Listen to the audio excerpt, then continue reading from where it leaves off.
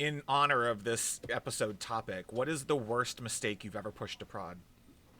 Ooh, so I got a couple. It's funny because I remember when I've screwed up in the past because I learned. So I've done a couple. Sure. I've only got two, and they're not that bad. So one was, and this is actually like, it's not even a prod issue. It's just I screwed up a campaign back in my tech support days and sent a million emails that weren't supposed to go out, and crashed the image hosting server because I wasn't expecting that volume. So yeah, not great. Although I don't take full credit for that. That is because our campaign tool at the time allowed you to launch a campaign without an audience and just sent to the entire database if you did that. Oh. So actually, it's Jeff's fault. Yeah, Yeah, bad. that's a Don't good do one. that. The other one is very briefly, for like 20 minutes post-acquisition, I uploaded an April Fool's joke that was meant for Scott on the QA server, and it got pushed to prod instead. So every user who went to go click a save button, the save button would jump around the screen, so you could never actually click on it. Yeah, that went to prod because I was no longer in charge of deployments because we'd been acquired, and I was no longer. I shouldn't have done it. I should have realized. Wait a second, I don't have what I should have. Yeah, whoops.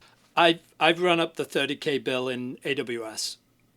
So I've done that. Ooh, sure. Fortunately, that was as a consultant working with AWS, and they didn't hold me to the bill. So that was good. Sure, that's good. One time working in the old PDP systems, and for anybody who's worked in PDP systems, you don't What's need... PDP stand for? Oh, do not remember. Do not remember. This is going back to my first job. But Okay. they don't require a carriage return on the operations. So whatever you push is your command. At least the programs I was working with.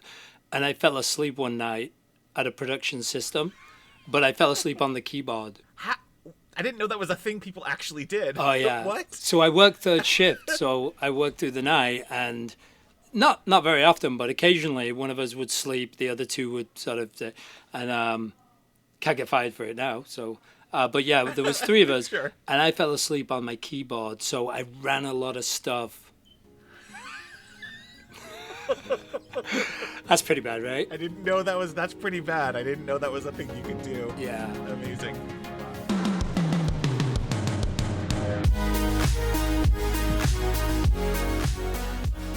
Welcome to Acceptance Criteria, where we talk about the good, the bad, and the ugly of how software gets made and how we can all do a better job together. My name is Kevin Thomas Euland, and across the chat from me is Andrew Greener. Say hi, Andrew. Hi, Andrew. We're also here to get deeper on the human elements. I could go on for an eternity about people and how they think about the process of building complex systems, and I can't think of two better people to do that than Kevin and I. That's right, we're your breaking news experts. However, if you're an expert on a topic you'd like to come discuss or rant about, drop us a note and we'll see if we can get you on a future episode. You can go to acceptancepod.com/guest and submit your ideas. And a quick reminder, whether this is your first episode or you've been listening for a while, we wouldn't say no to your going and dropping 5 stars on Apple Podcasts or Spotify and leaving us a nice review. And if you want to leave us a bad review, remember the name of the podcast is Jordan Jesse Go. You can also follow us on most apps. We're at AcceptancePod. We'll post links to show notes and any articles from the blog over there. We're also building a community on Reddit at r/acceptancecriteria and on Discord. You can find links to both in the show notes and on the blog. And I promise we'll be moderating the crap out of them to keep it a nice little slice of the internet. On this week's show, we'll be digging into the massive IT outage that spread across the globe last Friday and going over the history of how this happened, what the impact was, and what comes next. It's going to be interesting. We've talked about it a lot. I think a lot of the things we've talked about, I've talked about the anti-patents and corporations and good practices. And what's really interesting about this episode is like it happened with the worst possible vendor, right? Coming out of a place Right. where we're so trusting. So humans, we just got burned. It's like the baby and mummy, and mummy did something to the baby that makes him or her question their whole existence. So it's a really interesting episode because we're going to rethink of how much trust we put in our supporting technology. Yeah, it's crazy how drastic this was. And I think we'll get into some of the stats. Like, the numbers aren't actually huge, and yet the impact was massive, which tells you there's some interesting choices that have been made about the infrastructure we're relying on once again that we have to really go and consider. But before we get to all of that, let's take a short break and we'll be right back. I put in an airline commercial, but nobody wants to hear an airline commercial in this episode, right? No one's flying right now. Oh, good. Uland Air can't take me anywhere. Actually, it would be perfect if we could have got a cybersecurity commercial in here. Who's the one who just got thrown out of the US? Kaspersky? Is it Kaspersky? Oh, yeah. That would be exactly, perfect. Yeah. It would be like a So Long America. All right, welcome back. This is a segment we like to call Market Factors, where we talk about industry news stories and trends we're observing. Mostly, it's an excuse to rag on bad decisions and argue with each other whether some new piece of tech is worth it. So today we'll be looking at the CrowdStrike bug, which infected millions of Windows devices around the world in a rolling update that was first noticed in New Zealand and spread across the globe in a matter of hours, sending millions of dreaded blue screens of death into businesses and data centers in dozens of countries. While Microsoft claims it only affected 8.5 million devices, or less than 1% of Windows' global footprint, some of those machines were clearly part of critical infrastructure as banks, hospitals, airlines, and other key services like 911 call centers were all immediately rendered inoperable. And yes, even the Starbucks app was down for a while too. The solution almost always requires a physical access to the machine with a USB drive to manually apply a fix. So, do the math on people having to manually fix 8.5 million machines, and we're likely going to see the effects of this for a little while. So how did we get here? What exactly happened? To start to answer that, we're actually going to go into a little bit of internet history. The first thing we need to understand is the state of the industry that led to a vendor being able to push out an automatic update to the entire world that bypassed any ability for organizations to do their own QA checks. Anyone who's been anywhere near corporate IT in the last 20 years is probably familiar with the controls they put in place to test things like Windows updates on their own QA systems before rolling them out system-wide. That didn't happen in this case, and there's a reason for that. Most people are probably familiar with the big antivirus vendors of the late 90s and early 2000s, McAfee and Norton Antivirus. Both companies were built on the idea that Windows needed to be protected from itself, and they created billion-dollar companies on software that could recognize the types of viruses and malware that usually spread around that time. But cyber attacks got smarter as malicious actors analyzed what those companies were doing and adapted, and so the industry had to adapt as well. Enter endpoint detection and response. Where traditional antivirus vendors were doing what's called signature detection, they were scanning for known files and comparing them to a massive database of viruses and malware. That was able to be circumvented by changing your malware signature and making sure your virus ran faster than the desktops were getting their databases update. So endpoint protection was the new industry term for more complex behavior analysis and utilizing a suite of tools to analyze everything from memory-based attacks to network and login compromises to suspicious activities, and taking advantage of the cloud and machine learning to be faster and more accurate. Except the way you do that in any operating system is by having root access so you can monitor and prevent those malicious actions. The root access, the thing those malicious actors want because it can really mess with the critical components of the machines. That root access is such a bad idea that Apple told developers in 2020 that it was preventing any software not written in Cupertino from having that level of access. Microsoft, on the other hand, thanks to its monopolistic abuses, was legally mandated by the European Commission back in 2009 to allow security vendors like CrowdStrike to have that kernel access so that they could compete with Microsoft's own Windows Defender protection software. While Microsoft is allowed to certify those vendors, as we saw this week, those vendors can still push changes that bypass any subsequent security and QA testing. In fact, the ability to push those changes is sold as part of their ability to adapt quickly to new threats and their need to notify systems of new logic and rules to protect those systems. And that's what went wrong on Friday morning. George Kurtz, the co-founder and CEO of CrowdStrike, said in one of his TV interviews, "The larger context here is that CrowdStrike and most endpoint security solutions do things this way because it is always trying to stay one step ahead of the adversaries. And our systems are always looking for the latest attacks from these adversaries that are out there." Brian Palma, the CEO of CrowdStrike competitor Trellix, told IT news outlet CRM, "The next set of questions will be, is this acceptable? Who else does it this way? Why was it done this way?" He continued to say that effectively pushing cybersecurity-related updates is all about finding the right balance between testing and speed. And, quote, obviously their balance was out of whack here. I do think it's kind of funny to let the competition speak up right now, like going to CrowdStrike's competitors and asking them what they're doing. I would bet they all have kernel access and could absolutely be responsible for something similar. It just happened to be CrowdStrike this time, but it is a fair point. Why do systems have this level of access? And we'll be discussing that in a little bit. But for now, let's talk about the bug itself and the impact it had on Friday. Yeah, so I'm going to take you through a little bit of the order of events. Starting at 4:09 a.m. on July 19th, CrowdStrike pushed a sensor configuration update to the Windows machines. And that would have included production servers, operational servers that allow the business to function. And it could also include a high number of employee systems, so laptops, PCs. And as you can imagine, those can be in a variety of locations, not necessarily in the same city or even state as the corporate offices. So the update included a change in a channel file, which is 291, and these files, they contain the logic to detect malicious named pipes used in cyber attacks. So the update triggered a logic error that resulted in the blue screen of death. And for our, well, most Microsoft users will know what the blue screen of death is. So I'd have to say, everyone's pretty familiar with it at this yeah. point. So anybody who's not, the blue screen of death is defined by a simple wiki as being a critical error screen displayed by Microsoft Windows. It indicates a system crash in which the operating system reaches a critical condition where it can no longer operate safely. And anybody who works on Microsoft Windows usually gets these. We restart and everything's great. But essentially, it's not something you want to see on your personal machine, and absolutely, definitely 1,000,000% not something you want to happen on a corporate server. Jumping into 5:27 a.m., CrowdStrike already know about this issue, and they're rolling back the change.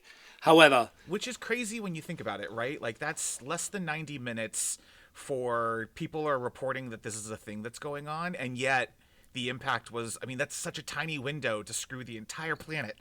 But it also screams to the efficiency of automation. It's why we've been pushing automated. I suppose. I remember the days before auto update where we'd be taking a file and writing scripts that could then push that out to 12,000 servers. This was supposed to be, this is the golden era for IT guys with this auto update. So the efficiency in those 90 minutes is admirable. Like, yes, we've made it to the promised land of automation, but it also kind of curious why y'all didn't run the 90 minutes before you pushed it live to everybody at 4:09 a.m., but okay. Well, that's definitely going to be some of the questions now.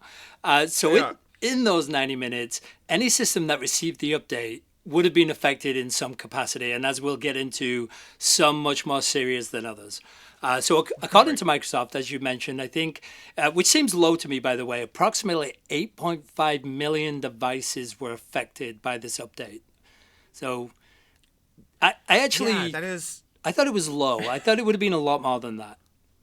Yeah, there's a couple of comments I read about people pointing out, like, it must be that, and I think actually where we work had this issue where something as goofy as like the DNS server, so the domain name server that tells you how does server 1 talk to server 2, like what URL do I go to talk to server 2, that system was running Windows. And so when that goes down, technically your two APIs aren't getting blue screen of death, but because the DNS is blue screen of death, neither of those two systems can talk to one another. So the number could be relatively low and have this crazy impact. Yeah, and that's a great point, and we may touch upon it, but I'll touch upon it now. You bring up a great point when you talk about DNS.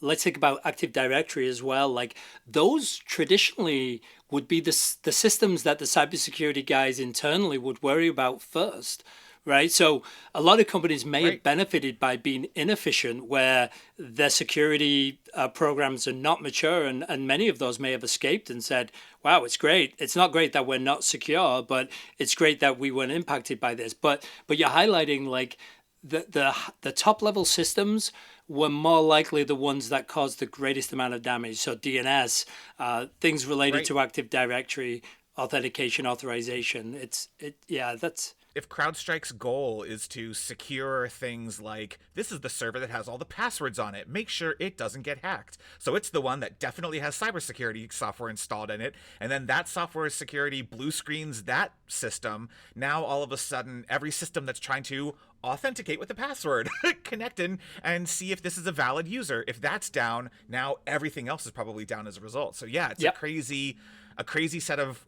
coincidences is the wrong word, but yeah, the one, it's that XKCD diagram of the internet is stacked on a giant precarious pile, and that one little chip in the bottom corner goes out, and all of a sudden you realize what's the impact upstream. Yeah, and to sip for non-techies listening, it's the domino effect. The people that are Right. required to fix these servers are now unable to access servers that were unaffected to then fix the servers that were affected. So a huge domino effect. So when I've been talking to people who are not in technology, and they've been asking me why are people worried it's going to take so long, and these are some of the challenges that IT guys are going to be facing for, I think, weeks, maybe months, but See?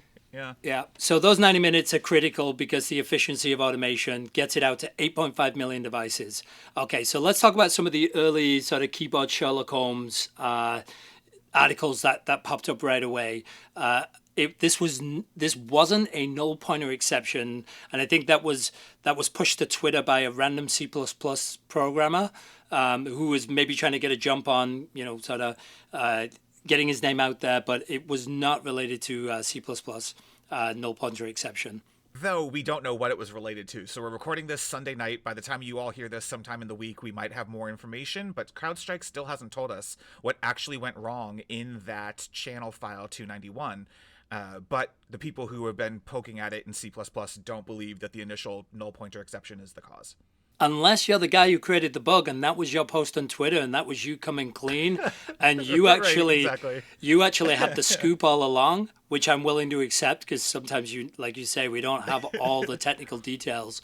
It's not clear if there were return to office or else layoffs for QA teams in 2023 at CrowdStrike. There's some anecdotal evidence of employees discussing termination last year, but it seems like it was other departments and not necessarily in QA and engineering. So again, allegedly. Which we're going to get into, like there are some interesting incentives for a corporation like this to skimp and cut and do anything for profit. Not totally clear how much that was the case here, but we'll get into some interesting choices that were clearly made by this company and its leadership. Yeah, and I did see another post on Reddit by somebody in the know, who knows somebody who knows somebody, and Right, of course. the issue is the bug has been, it's a long standing bug. It's been in the code for a long time, and actually the article they published said that it did pass quality checks, but then this configuration was added after the QA and quality checks would have been done. So it was more of a configuration to include this change. Again, that's all alleged actions by the company. That's the crazy thing about this change and these types of vendors and security systems is they are making changes that can impact the kernel, but they're not actually making kernel driver changes. And so somehow it skips past all of the, like, Microsoft verifies that CrowdStrike's code is good and not malicious and not doing things, except they're allowed to make these content changes, and the content changes are so that as soon as they notice some malicious piece of code at 3 a.m., they can write something that they think is going to detect it and roll it out to you at 4 a.m. so that you don't get impacted. In theory, it sounds good, but if you have that ability to write code directly into the kernel whenever you want, uh-oh.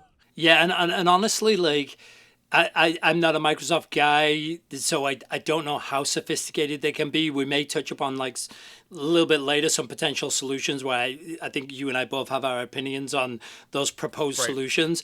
But there's always going to be fringe cases too that Microsoft potentially couldn't cover, which is why that buffer between production and whatever you call that layer in between where you're testing these things.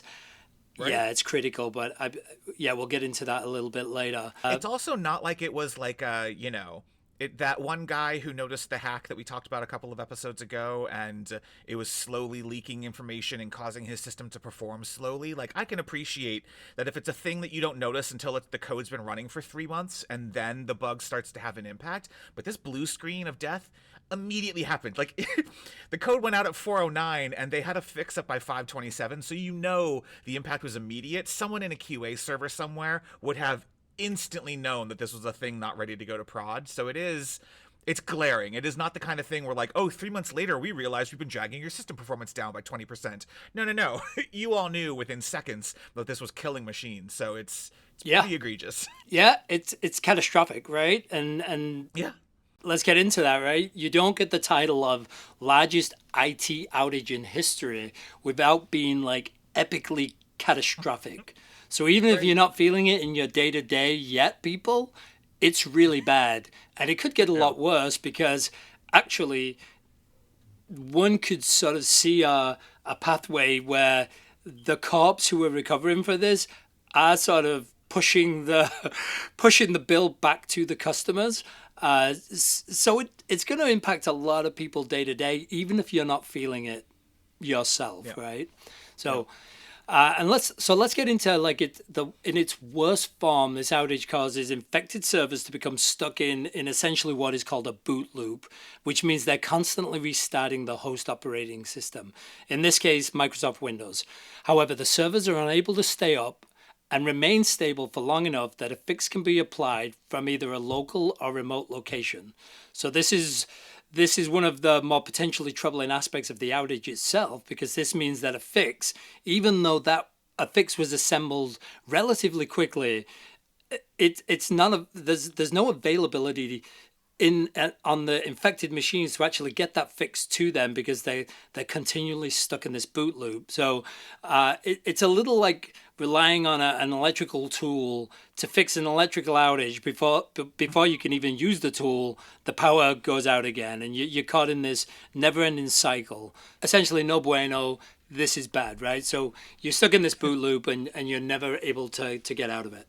While this only affected Windows machines, it wasn't necessarily Microsoft's fault, though they are the face of it. When it comes to the public, Microsoft is much more identifiable with people day to day than CrowdStrike. But essentially, it is entirely the result of the CrowdStrike channel file update that leads to this issue. So Microsoft are definitely wanting to put a little buffer between themselves and the issue. Reading their online statement, you can see them definitely pointing out, this is CrowdStrike's update. As soon as someone asked them, like, Apple said that they're not allowing this kind of kernel issue, and Microsoft's immediate answer was like, nope, in 2009, the European Commission legally required us to do this wildly dangerous thing. And it's like, well, okay, that's because you screwed up earlier, so we could go all the way back. This is technically Bill Gates' fault, but we'll get to that. And any Microsoft guys listening, I'm on your side with this one. I think you were held to a standard higher than everybody else. So while everybody gets to say na, I know that... Right. Because you run 80% of the world's infrastructure, you should be held to a higher standard. We'll get to that later.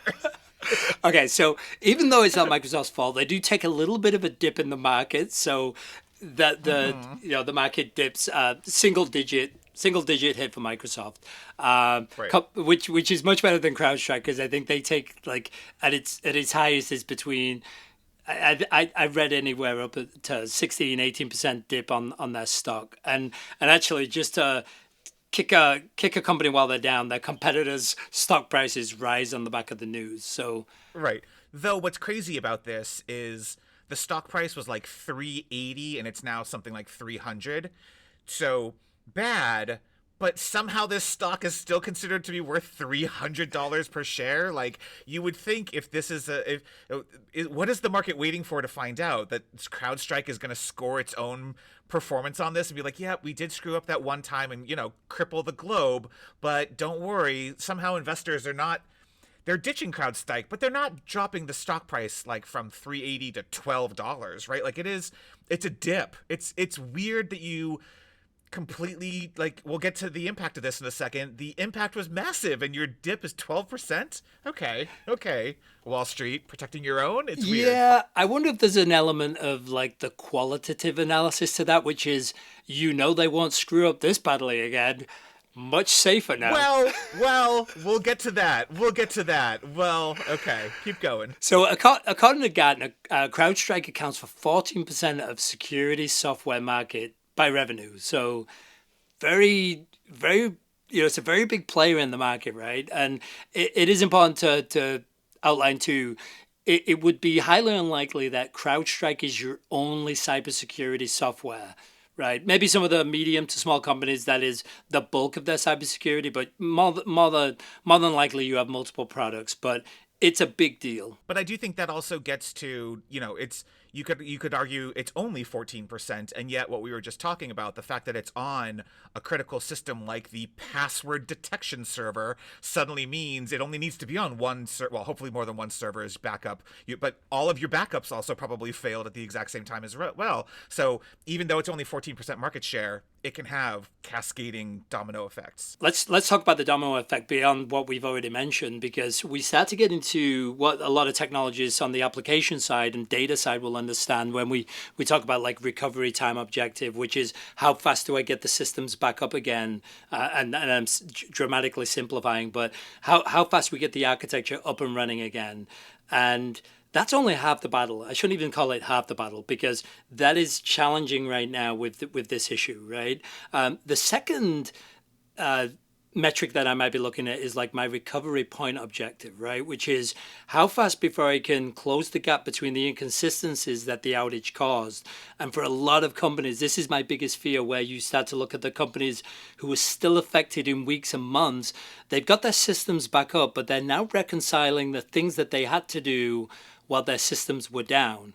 So, and we'll get into specifics when we look at the impact, but this is really important, because that domino effect is going to be part of the challenge, is how they recover to get their systems back to being what we would call consistent. So again, no bueno, because that moves from the IT function to the data and applications guys, and all of these people are supposed to be working on other things.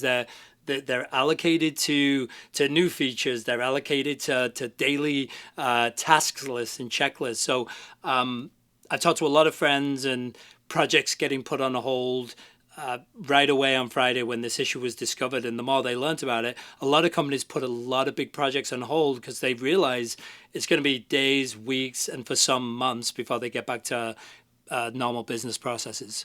Yeah. I'm trying to think of what's a good metaphor for somebody who doesn't, like, how do you describe the backup of simple little tasks that couldn't run for a while, and all of a sudden you have 30 gigabytes of log files that usually get processed every second and didn't get processed for 24, 48, 72 hours. And so what was a process that was efficient because it never got backlogged now suddenly has 400 petabytes of data that it needs to churn through. And it's one of those weird duplicative, like, it's not going to take 72 hours to clear out the 72 hours, because every second you add 32 new gigabytes of information to it.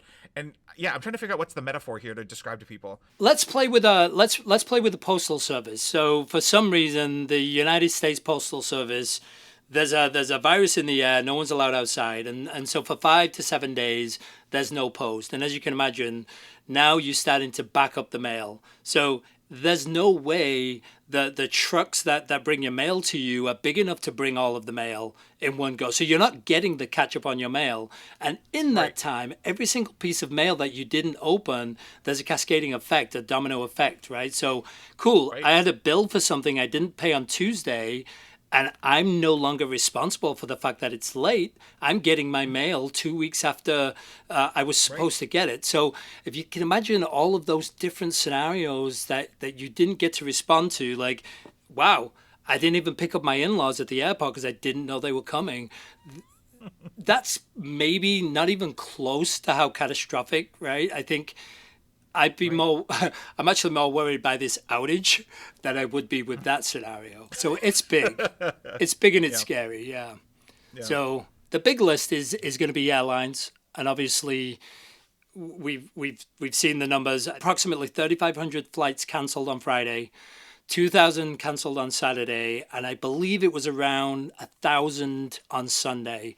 And essentially there's a ripple effect again, going back to the postal analogy, right? Like, those flights are going to have a ripple effect throughout the next few weeks as travelers try to get home. And so, yeah, it's a big deal. And it's a big deal for the airlines because I don't actually have the numbers, but it's a big deal for a plane to sit on a runway and not go anywhere, right? The airlines are soaking up a massive amount of loss every time that happens. And again, will that loss be then passed on to the passengers? So we have to watch for changing prices over the next couple of years to see is that how they recover. Which is insane, but we'll talk about that later. Yeah. We've got hospitals. So I believe some hospitals were basically taken fully offline at the first hurdle, which is, and this wouldn't have just included hospitals, 911. So Phoenix Police suffered glitches in their 911 dispatch center, and the 911 service center in Butler County, Ohio was temporarily disrupted. So hospitals, fire departments, police departments, that would have been their first entry point for us into their services was impacted. Some of the more critical issues, medicine dispensers. So nurses being locked out and doctors being locked out of those systems, which again, that's a challenge, right? So it doesn't mean people necessarily died in large numbers because they didn't get their medication, but patients are interfered with. And we don't know that, by the way. The We reporting don't on this yet. is still Yeah. very much focused on the technical impact, but we're going to find out whether or not the doctor who needed to rush a dose of adrenaline to your heart couldn't do it because the freaking Windows-based thing that was controlling it so that people couldn't steal OxyContin. Like, right? Like, I don't know which medications go in and out of those things. So, yeah, we don't actually know that impact yet. Yeah, that's a great point. And that gets us into that mission critical systems, right? We are now in the mission critical systems, which are of all the systems you don't want to lose in your business or your services, these are the systems they lost. So it could be in the next few months we start to hear about people who died because of this issue. So, but again, worryingly on the business side is what were those nurses and doctors doing to continue the care, right? So they were still administering medicine, but how do they reconcile the manual audit with the technical audit? So Mass General Brigham, a healthcare system in Massachusetts, canceled all non-urgent visits. And I actually met a person today who is suffering from swelling from an infection, who went to a medical facility, couldn't get treatment, finally stuck it out in another medical facility and then was asked to transfer to a different facility, but they didn't have a record of that person being at the other medical facility, and so they couldn't continue his care. So again, people taking high risk to keep functioning. Retailers across the globe, many businesses impacted, we won't know again for a while. So it's a little cheap using the word impacted because that can sometimes feel like the issue's reached a conclusion, which that's still not the case. Again, 1,000 flights canceled today, right? So we're not out of the woods yet. But let's talk a little bit what I might consider less critical, but Starbucks. Starbucks customers complaining. I think that was at the top of one of the USA Today articles, complaining about the Starbucks app being disrupted. So consumerism sometimes doesn't know its place in the priority queue, but people definitely put out at Starbucks. I do appreciate the reporter of that USA Today article was like, you know what people are going to care about? Not the 911 call center being down, not the airline delays, not the medical impact, not all of the horrible things that are going on. My Starbucks app doesn't work, so I need to tell people I know that their Starbucks app doesn't work. Like, cool. Great. Good job. And I'm pretty sure Kevin's going to cut it out, but who gives a Starbucks about your coffee when people are dying? Exactly. No, it's insane. Our priorities in this country are disasters. I'm hoping it's just this country, but I'm pretty sure worldwide, people's priorities probably pretty bad. Yeah. Although in Sweden, they just give you Starbucks for free, so you don't have to worry about it. Yeah, the Scandinavians, though, I'm pretty sure at this point the Scandinavians are the aliens that stayed because they're just better than the rest of us. They're just better than the rest. We know that, right? So this, I will call this is the perfect storm of IT outages, right? And I'm only touching on like some of the bigger, more publicized events, but the financial institutions, there's going to be a knock-on effect there. But let's talk about why I consider this the perfect storm, right? So some of it is related to our friend COVID, right? So when we Sure. consider the number of remote workers who are affected now on their work machines, that number is much higher today than pre-COVID. A lot of remote workers.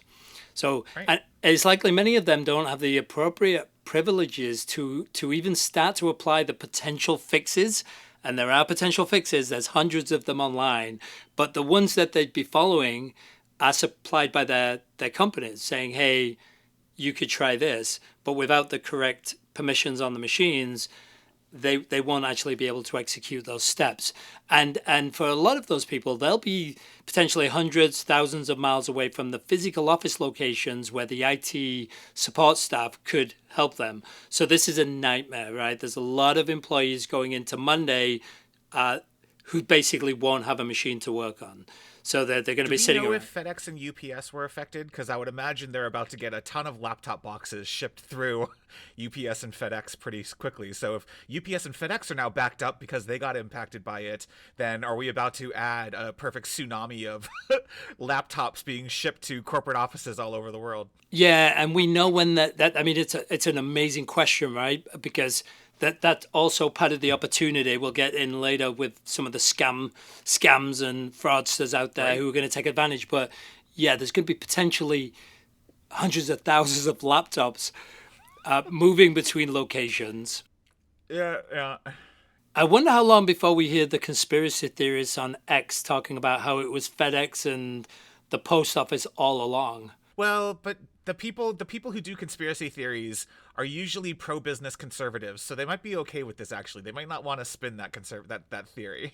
I don't know, man. Like, I sit on the fringe watching in on those people.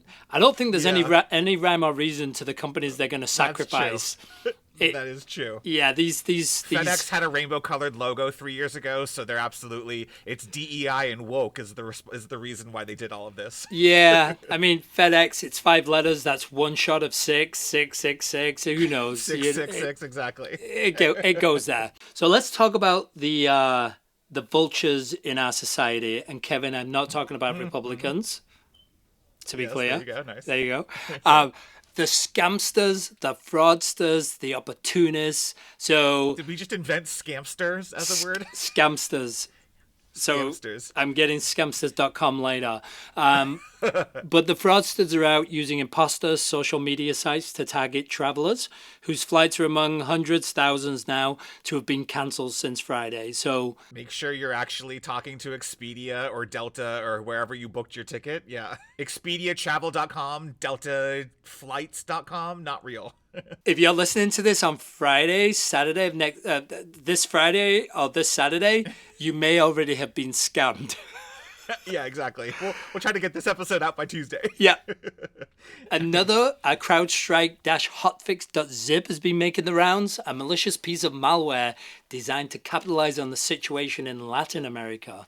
So that is low. Yeah, no, there's just a bunch of people out here trying to, I mean, of course they are. Of course everybody's panicking and rushing through to get the thing.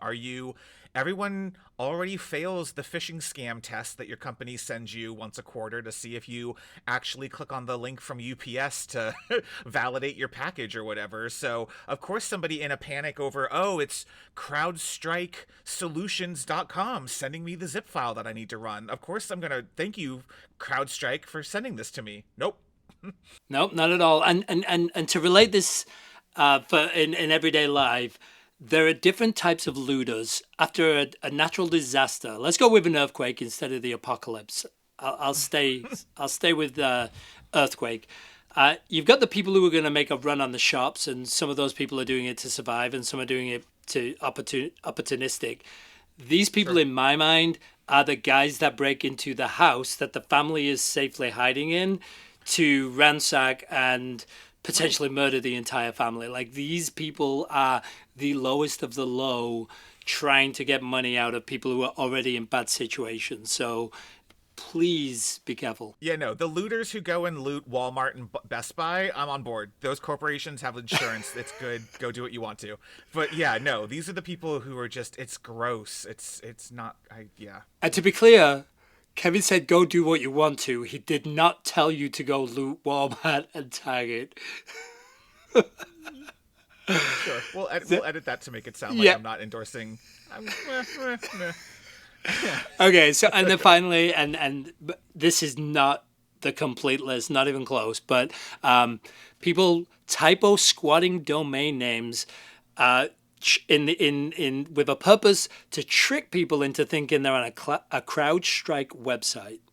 So again, taking advantage, and we know that this affects the elderly community much more than others, but Which this is mostly a business problem, so it probably is. not as effective. But also, if you're a cybersecurity company, do you not have crowdstrike.com registered to yourself? Like, do you not have the 50 most common typos already pointing to you? So I would hope that this vector of attack is not that big, but this Well, company, we're going to get into, this company has.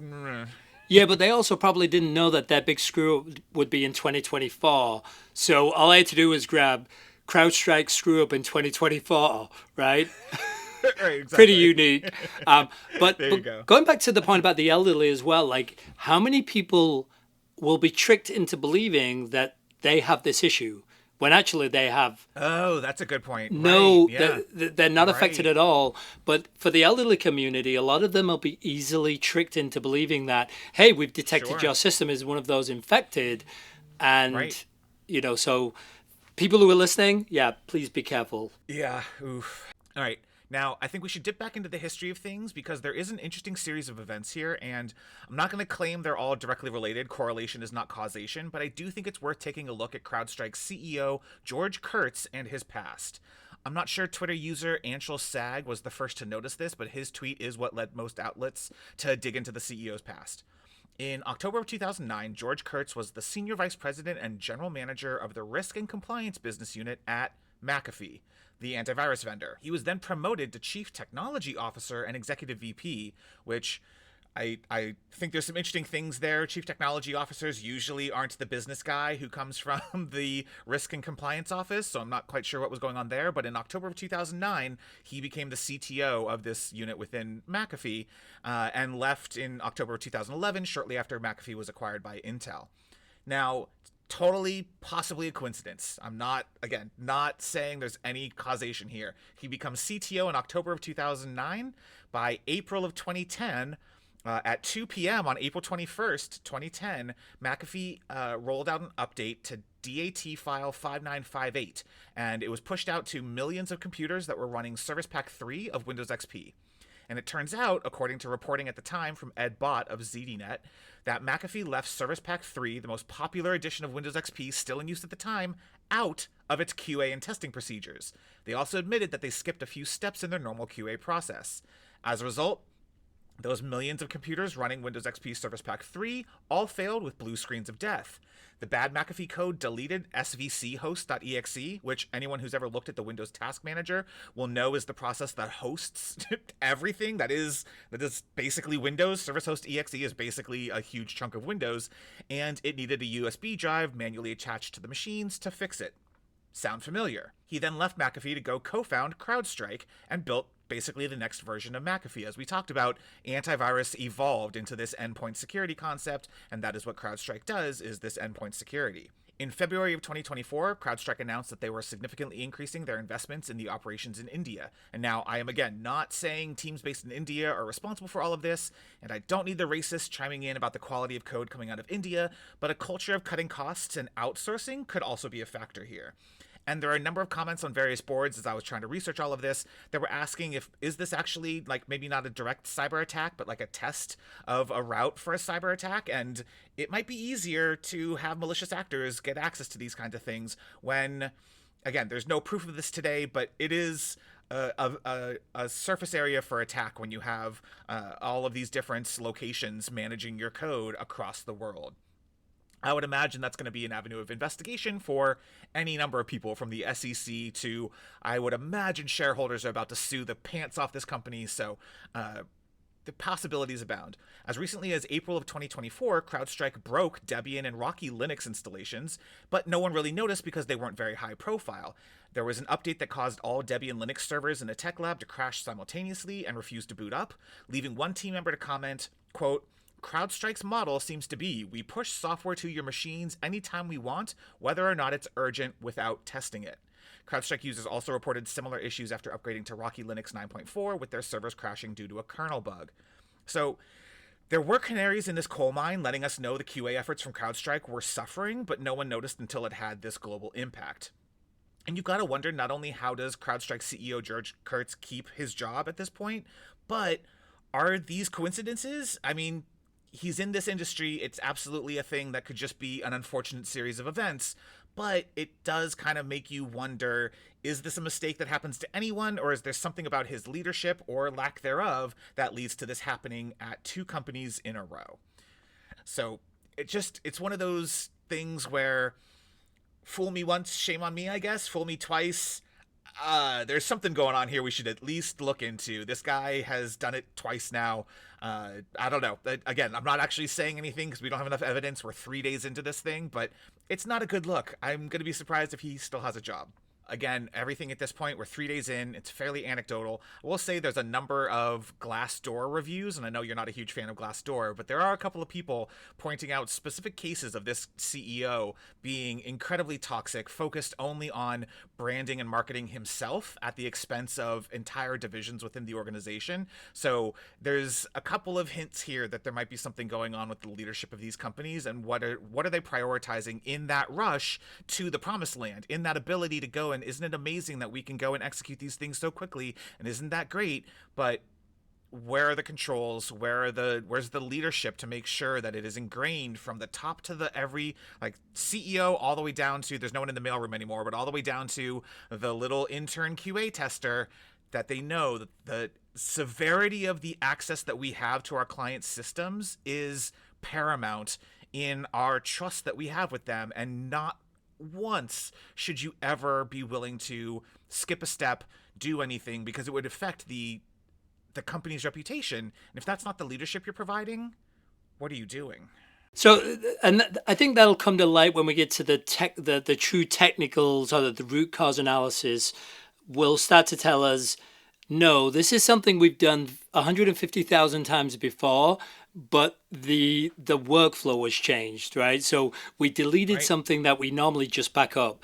It remains to be seen whether they changed procedures, it's actually faulty code, and existing procedures, continued business as normal, but it was the faulty code that caused the issue. So we'll have to get, once the sort of root cause analysis and the technical explanation comes out, then we can start picking at, well, why did you do that?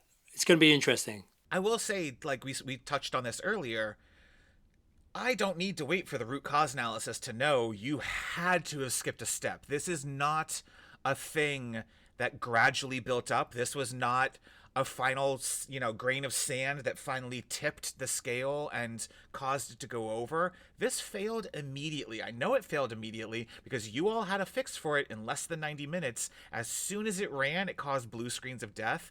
There is no QA process in which you run this code and it doesn't immediately BSOD your system that you're testing on. So no, I get it, but no. This is a great conversation for another time, but I think you're touching upon something that is wildly obvious to me. When our listeners think about QA, it's often thought of as testing applications, right? It's testing a user interface on a platform, and then in your mind you think it jumps to production, but actually what can happen in these complex DevOpsy type scenarios is it goes from QA and the testing of the platform out the testing of the code, and then there's the automation or the generation of the install packages and the auto update programs. Quite often after the QA, that workflow and sometimes the configuration files are then changed further, but there is no revisiting of the QA process, right? So, which is insane. It is insane. It's more to be. There's more to learn on this, and hopefully it's not 2 years and it's quietly released, because I would definitely like to do a follow up on the technical, the DNA of this issue. Yeah. Bonkers. But here we go. Solutions. Okay, so long-term solutions. And Paul Rosenzweig, a former Department of Homeland Security Deputy Assistant Secretary for Policy said the best response to Friday's outage would be to require companies and governments to have redundant systems so they have a backup when their systems go down. Cool. Which, yeah, no, one, they do. They have a lot of backups already. That's built into most infrastructure these days. Two, even if you like, what are you proposing? Everyone double their IT budget? Who's going to afford that? Is the federal government, by the way, one of the biggest users of Windows in the world, going to do that as well? And this is the kind of software that would be installed anyways. You would install this software on the backups as well. And I guess the backups wouldn't have been connected, and so they wouldn't have gotten the bad update in the 90 minutes. But, yes and no, because actually, I could think of disaster recovery architectures where and we're getting into terms of, active, passive. But right. You're right. And again, I think that's the trust level, right? I would be more apt to allow the backup systems that are offline to still get the update, because I would never be expecting my cyber security software to be the right. thing that brings me down.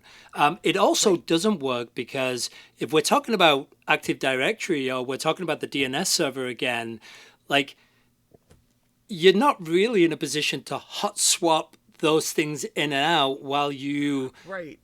say, oh, cool, there's a problem on the Active Directory farm. And now I'm just going to pull in my new one very, very quickly, because chances are the domino effect has already made it impossible to go to those backup systems, right? So not a great suggestion. And also, depending on the size of the infrastructure, I guarantee you the federal government's Active Directory system is not a single server. So right. I now have redundant backups that are sitting offline, cool, waiting to be spun up, and there's dozens of them. And also I will have done the root cause analysis from the blue screen of death to know what caused the blue screen of death, and know not to... I'm going to go modify the image file to turn off my cybersecurity yep. core kernel code. No, like yep. I get the concept, but when you actually try to think through what would be the series of steps at 5 a.m. that someone would be taking to restore the blue screen of death systems, I don't see it. I don't. Yeah, absolutely right. And I can't specifically call it out, but I've seen in the past where all the new systems you bring up in that window of opportunity, in this case it's 90 minutes, the minute I bring right. those online, they're getting the update. Exactly. And they're gone. They're getting... Exactly. Yeah. Yeah. So, and by the way, so great. Federal government absolutely invents money, spend money however you want to. We do it on frickin' Department of Defense every day. So sure, we have jet fighter pilots that have never flown a single combat mission and never are going to, and we spend billions of dollars on their airplanes. The government can spend money ridiculously. A business is not going to be able to justify the expense of cold storage backups of every single one of its pieces of critical infrastructure. No, there is no ROI on that makes any kind of sense. Yeah. And I've been at conferences with the guys from the IRS, and I can tell you everything you say is accurate. Yeah. So Eric O'Neill, cybersecurity strategist and former FBI counterintelligence official, quote, this is a quote, "This incident appears to be a severe failure of quality control, not a malicious act." So, yeah, so they screwed up. It feels a little early to know that, but yes, it is not the type of thing where if you had the chance, this is where some of the online forums hypothesizing that it's a test of a cyber attack. There's probably still some degree of limit of like, what are you going to install that's going to read something, take something control? Like this does, I don't know. All early indications point to this just being a screw up, not something malicious. Yeah, that's right. That's right. So O'Neill did say, however, better regulation of cybersecurity investment and best practices is critical because the U.S. government has reacted poorly in this crucial arena of critical infrastructure. So definitely a view of the federal government, but I think what O'Neill's saying basically speaks to all of us, right? Well, I mean, he goes on to say if the U.S. government needs to bail out CrowdStrike, which I believe is too big to fail, then taxpayers will bear the burden. Off. Nope. Absolutely not. What are you talking about? It's always the big evil federal government who Republicans will immediately turn to for a bailout. When the too big to fail monopolies need to be bailed out, suddenly, all of a sudden, the federal government's good and we need to have that be a response that they can do? No, no one gets bailouts. Too big to fail is a thing we'll talk about in this, which is that's insane. Of course not. You shouldn't let that happen. TARP in 2008 was ridiculous. We had to do it because the entire global financial system was going to collapse, and then we didn't break up the banks. We didn't solve the underlying problem. This is insane. CrowdStrike should absolutely go out of business if that's the thing that should happen. Yeah, so a couple of points there. So one, we will pay for it, right? More than likely, if there's a bailout, like there's no way to not pay for it. They'll hit us somewhere. And two, going back all the way back to the beginning, when I was talking to the people who don't believe they're impacted, you most certainly likely are impacted. So Right. when that bailout happens, you're going to pay for it, right? So Yep. nobody escapes. So it's Ridiculous. news for everybody. Okay, so let's go on to another expert in cybersecurity, Javad Abed, who is an expert in cybersecurity and data vulnerability and an assistant professor at the Carey Business School at Johns Hopkins University in Baltimore, stated, "The CrowdStrike incident is a stark reminder that relying on a single cybersecurity tool, regardless of a vendor's reputation, creates a dangerous single point of failure." Abed said, "And implementing multiple layers with multiple vendors is crucial for business continuity and protecting critical operations." So my initial feeling on this is, again, I think I mentioned earlier, most large enterprises do utilize more than one single cybersecurity tool, right? We have hybrid architectures, so we're using something on the cloud and maybe using something on premise. So I think again it sounds good in a soundbite. And actually, I'm thinking, how long before I get to be an expert if this is all you really have to do is point out No, exactly. glaringly obvious things that actually, in practical application, don't make any sense. Right, like if the Trellix is that competitive CEO that they interviewed in another article, and he gets to dunk on CrowdStrike, but it's like, okay, cool. I bought both CrowdStrike and Trellix, and I have Trellix there as the backup. It doesn't matter. CrowdStrike still killed the kernel. Like having no this is a nonsense statement. I don't understand. Actually, this isn't a solution. This is a way to get companies to spend more money with more people. Like, what is this guy's job? I don't understand. Yeah, that's an interesting point. It'll be interesting to see the knee jerk reaction of a lot of companies to say we're Right. ditching this and moving, or we're gonna now have two major vendors, and it's similar to how a lot of companies think about the cloud, right? Like I don't want to put all of my stuff in AWS, so I'm gonna have Right. Google or I'm gonna have Microsoft as well. But Right. some of these sound bites from the experts appear very good, again academically, but my practical experience of this is, nobody has one cybersecurity tool at our level, right? And So it wouldn't matter if you did. So yeah, it's yeah, weird. I don't yeah, understand. Which, I mean, I think gets into the next point, which is yeah, okay, great. CrowdStrike goes out of business. Everyone becomes a Trellix customer. Trellix does the exact same thing. Trellix yeah. works. All of these security vendors work the exact same way. They need kernel access. It's how it has to work. It has to work that way, and they have to be on the cutting edge from an auto update. They have to be as early as possible to cover the threats that are continually evolving. So it really is the best place for it to happen, and then also the most unexpected place for it to happen, right? So I think a lot of Right. companies who are using auto update technology are going to learn a huge amount from the cybersecurity field over the next couple of years. It's like, oh, cool, Yep. we should be doing that too, right? It always pops into my mind every few years, our use of virtualization, and I question it doesn't cover all the cases, but I think about like the potential virtualization had in the beginning, and I always thought of use cases like this, where it's like, surely that was the point of virtualization from a QA perspective, which is I'm doing an auto update, I'm updating the virtual server. It blue screens right away. The last thing they did was install a patch, an auto update from this cybersecurity company. It goes no further, so it fails my internal quality check. Yeah, people will be listening and saying you're nuts. Like that's going to cost us so much money and da da da. But But that was the point of that. that was the And point. Yeah. But this is the problem with this concept is, okay, great. 10 years from now, everyone's moved to virtual infrastructure. They should anyway, because there's a million benefits to doing that. But you've done that just like antivirus stopped being about signature detection and had to get smarter because the malicious actors got smarter. At some point, you're going to have virtualization malware, and so now Yeah. the cybersecurity companies are going to say, well, we need to be installed in the root of the virtual machine manager so that we can make sure this happens. So sure, for the next 10 years, we reduce the surface area of this type of attack until we can't anymore. Like, this is kind of the fundamental thing, which is I'm not sure what is the solution here. You're always going to face the next hacker who figures out the next level down, and you're going to and Microsoft's answer was Windows Defender. Microsoft was like, we've got this covered, we're going to handle it, we'll write the good code, we'll make sure that it's good.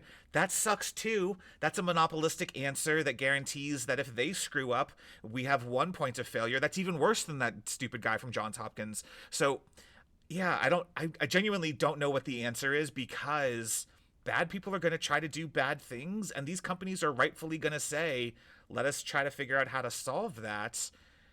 No one's ever going to write perfect code. I don't know. Yeah. It just goes to show you, not to blow this out of proportions and suggest this could happen or this was a malicious act, but when you consider what our adversaries, or I should say quote unquote adversaries, because they're not my adversaries, but when you consider a country's adversaries, and how quickly you can be derailed and go offline and how they can survive, you can imagine how an information war can be won very early by one side over the other. And apparently all it takes is getting a single person to skip a QA step in any one of, half a dozen surviving cybersecurity vendors. Yeah. Like, it's crazy. Yeah, it's a great way for somebody to learn how to, wow, that's all I had to do. I've been trying to write malware to break in for years. Had Vladimir Putin run a little blue screen of death attack on Ukraine the day that he tried to invade. I mean, Kiev was supposed to fall within the first 72 hours of the Russian invasion of Ukraine, and didn't because they fought back. But you gotta wonder that this is the kind of thing where, all I had to do was blue screen of death half a country, and all of a sudden none of their critical infrastructure responds, and that first 72 hours is all that matters. And to be clear to our listeners and President Zelensky, I want to be clear, Kevin did not give Putin an idea. I'm pretty sure they would have thought of it themselves. So if it happens tomorrow, it did not originate here. Did not come here. Yeah. No, but I mean, that's the kind of scary thing about, like we were just saying, what's the alternative? How do we do, what else do you do?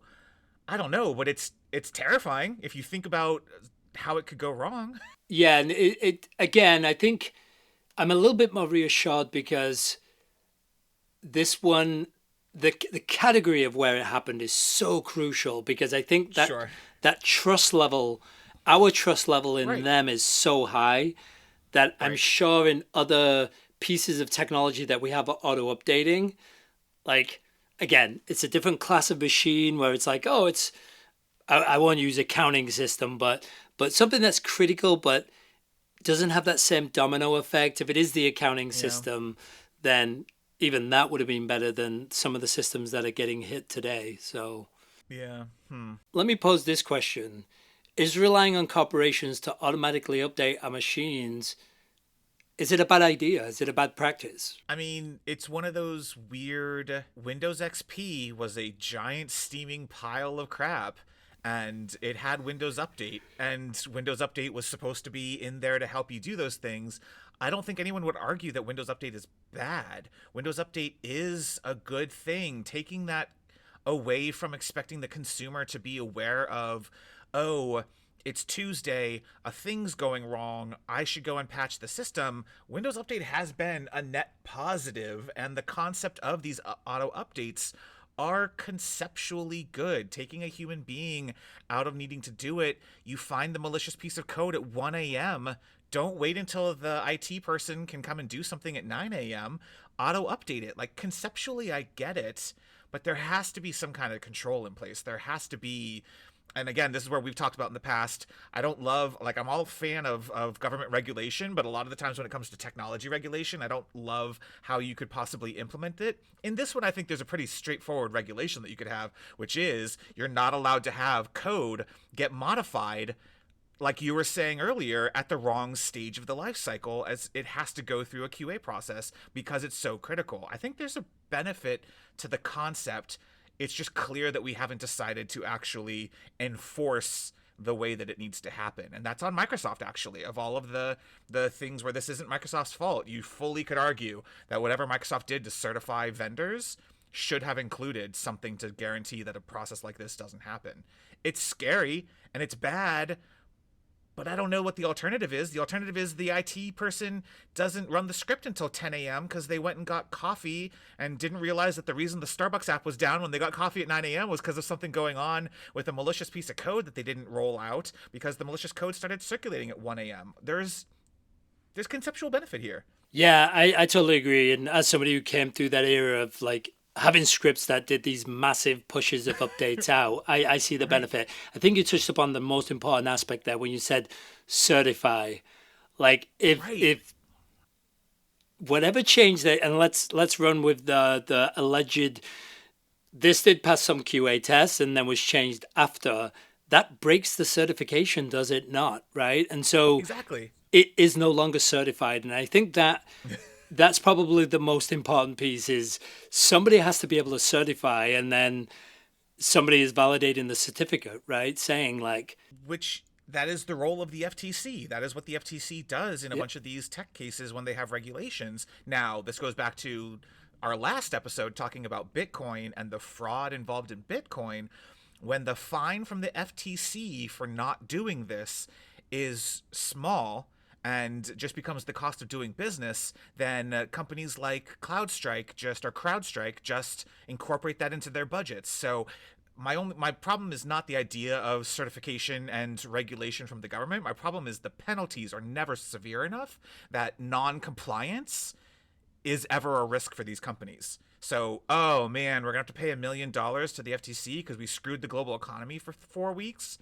Uh-oh, we're almost $1 billion company this year, so that's okay. yeah, $20 million fine, still fine. Like, the consequences aren't big enough. So great, you have certification. Microsoft decertifies you until you whatever. Are you going to be uninstalled out of every single Windows OS tomorrow if you get decertified by Microsoft? Like, there's so many things that need to go into that framework that I don't know. I'm super open to it, but I'm dubious. yeah. Actually, it's an interesting point you make, and I've noticed this in various aspects. It's the technical world. Let me use a couple of sporting examples for people who may be sports nuts out there. But I was watching the hockey playoffs in the NHL, and I saw one of the players was fined $2,500 for hitting another player with an elbow. So the potential downside is you kill somebody, your fine is $2,500. Another example Right. is clubs that have their fans chant offensive, racist, politically sensitive chants during a game. Again, the fine, £20,000, $20,000, 20,000, whatever. And in this case, corporations who are fined. If the fine isn't enough, it's not really a punishment at all. It's not a deterrent. No, and that's the thing, is our justice system exactly, and deterrency is a questionable piece of our justice system today. There's no evidence that the death penalty actually stops murderers, but if you send someone to Rikers for 9 months pre-trial because they stole a pack of cigarettes from the CVS, and then because they did that they go to jail for another year after that, 2 years of their life is taken away from them, they are financially ruined, their criminal record now exists. There's a bunch of penalties we inflict on individuals for relatively stupid things, and that scales. Obviously, there's degrees of carjacking and rape and horrible things that happen. I'm not saying all of it, but there are the number of people in our jails today over relatively stupid things, especially marijuana possession, really stupid things, and corporations never face that, ever. You destroyed the global economy for an entire weekend, most likely ruined airlines' ability to get back on track for close to a month. A bunch of things are wrong. CrowdStrike is probably going to get sued by a bunch of people, but the government is going to do what exactly? This CEO, under the terms of property crime law for individuals, would be in jail for 20 years. And we don't treat business that way because those are the people who donate to our politicians. I don't know, but it's not good. The final question is, could this happen again? Absolutely. And it's really early in the understanding the root cause and the DNA of this issue to see like what changes now with these companies. Does this become the CrowdStrike verb, like doing a CrowdStrike, right? Maybe Right. that dies off over time because we don't allow these companies to do this again. We find ways to protect ourselves, but it could absolutely happen again. I mean, we know this guy's has made it happen twice so far. He did it once at McAfee. He's done it a second time at CrowdStrike. Don't let this guy start a third company at minimum. Yeah. George Kurtz, stay away from cybersecurity. Apparently, but yeah, no. This is the whole point.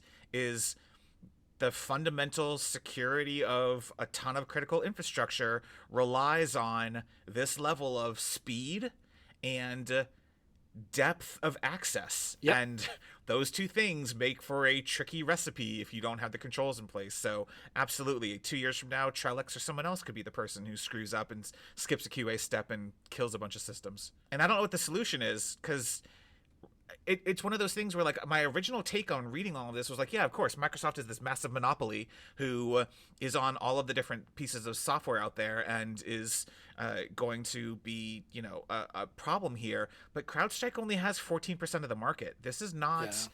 This was a series of like wild critical pieces of infrastructure that they're the number one player, so of course they had the biggest footprint. But calling to break up CrowdStrike is not a like, okay, good, so now 14% of the other, what is that, 86% of the market has somebody else. No, like, it's a weird thing where like my gut instinct always is going to be freaking capitalism, but in this one it could have been anybody as far as I can tell. I don't know what the market solution is. I don't know what I think I know what the regulatory solution is, but yeah, it's a weird one.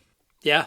I mean, by building a time machine, going back to 2009 and holding Microsoft to the same standard as everybody else and not. I mean, yeah, telling the European Commission, I get what you're doing, but Yeah. no, this is a bad one, actually. Yeah. See, again, this is why I'm always I like that the EU a lot of the times is much more regulatory than we are, but every once in a while when they do tech regulation, we have that stupid little button everyone has to click to get rid of cookies, and now we also have a global catastrophe because we forced Microsoft to allow root access. Yeah. It's crazy.